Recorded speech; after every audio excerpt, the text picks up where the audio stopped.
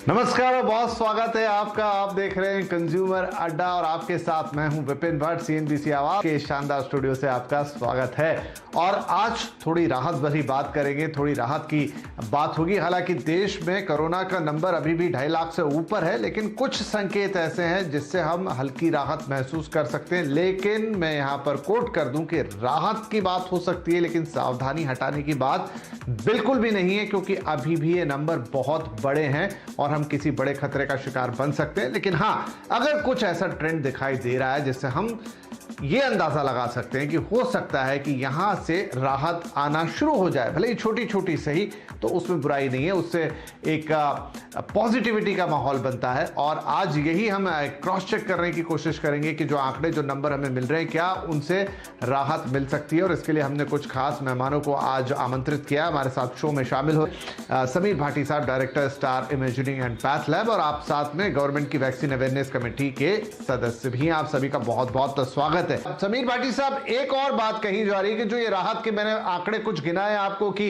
इतने परसेंटेज कम हो गए और इतना नंबर नीचे आ गया, पहले इस रेट से बढ़ रहा था, लेकिन ये भी बात हो रही है कि टेस्ट उस लिहाज से लगाए नहीं जा रहे हैं। जो आईसीएमआर की नई गाइडलाइन है उसमें ट्रेसिंग तो बिल्कुल खत्म कर दी गई है।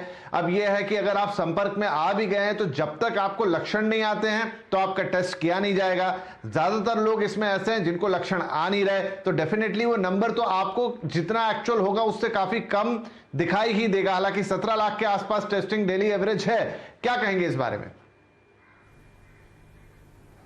देखिए, टेस्टिंग का अगर वैसे बताएं तो इस बार शुरुआती में, जैसे हमारा अगर दिसंबर एंड के अंदर जब शुरू हुआ था, उस समय थोड़ा सा स्पाइक था टेस्टिंग के लिए। लोग काफ़ी अपने आप आगे से सामने से आ रहे थे। उसके बाद जनवरी के सेकेंड वीक तक आते आते कम हो गए। हालांकि आईसीएमआर की गाइडलाइंस जो आई है उसको लेके कोई बहुत ज़्यादा लोगों का उसमें रवैया चेंज नहीं होता। एज इट इज़ वैसे अगर हम देखें तो टेस्ट के लिए वैसे ही लोगों का काफ़ी कम रुझान रहा है।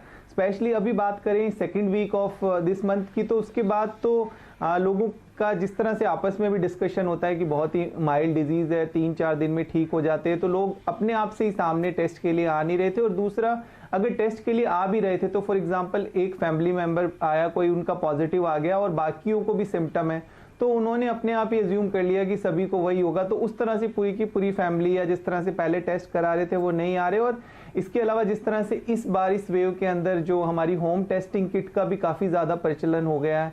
इवन महाराष्ट्र में तो बहुत ही यूज़ हो रही है और दिल्ली में भी यूज़ हो रही है, बड़े शहरों में इस्तेमाल की जा रही है। तो उसमें भी काफ़ी लोग घर पर ही टेस्ट कर लेते हैं। तो घर पे टेस्ट करने के बाद वो वाले केसेस अनरिपोर्टेड निश्चित तौर पे रह जाते हैं, क्योंकि उसमें स्पेशली बोला गया है कि आपको अपने स्मार्टफोन में आपको ऐप डाउनलोड करनी है, तो वो काफ़ी केसेस अनरिपोर्टेड रह जाते हैं।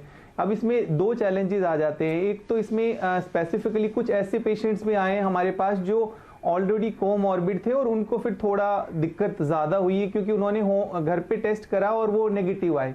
तो कहीं ना कहीं जो ये चीज़ें हैं, थोड़ा स्पेसिफिकली हम इसलिए होम टेस्टिंग वाले जो भी करते भी हैं उनको रिकमेंड करते हैं कि एटलीस्ट जो एट हाई रिस्क वाले हैं उनको आप ज़रूर RT-PCR कराइए, क्योंकि अगर वायरल लोड कम हुआ या किसी भी कारण के अंदर वो आपका फॉल्स नेगेटिव आ जाए तो कहीं ना कहीं उनके लिए जो वो गोल्डन टाइम है वो थोड़ा सा दिक्कत हो जाती है। तो इसलिए स्पेसिफिकली हमारे जो एल्डरली लोग हैं, जो अनकंट्रोल डायबिटीज़ वाले हैं, क्रॉनिक लंग किडनी डिजीज़ वाले हैं, इनको हम बार बार सबको इंस्ट्रक्ट करते हैं कि वो अपना RT-PCR टेस्ट ज़रूर कराएं। और काफ़ी लोग ऐसे हैं जिनका ऑलरेडी नेगेटिव आ जाता है, आपका फॉल्स नेगेटिव आ जाता है, तो वो भी सिम्टोमेटिक होते हैं, उसके बाद अपना फॉलोअप करने के लिए RT-PCR टेस्ट कराने के लिए नहीं आते। तो कुछ ये इस बार थोड़ा सा ये ट्रेंड ज़्यादा हुआ है घर पे जब से टेस्ट करने लग गए। और दूसरा, वैसे अगर एक्चुअल में भी देखें हम, तो उस तरह से हम लोगों के पास अगर दूसरे जो बायोकेमिस्ट्री पैरामीटर्स वगैरह थे उनमें कोई बहुत ज़्यादा बढ़ोतरी नहीं हुई। जैसा बताया भी कि सीवियरिटी ऑफ डिजीज़ इस तरह से देखा नहीं जा रहा। तो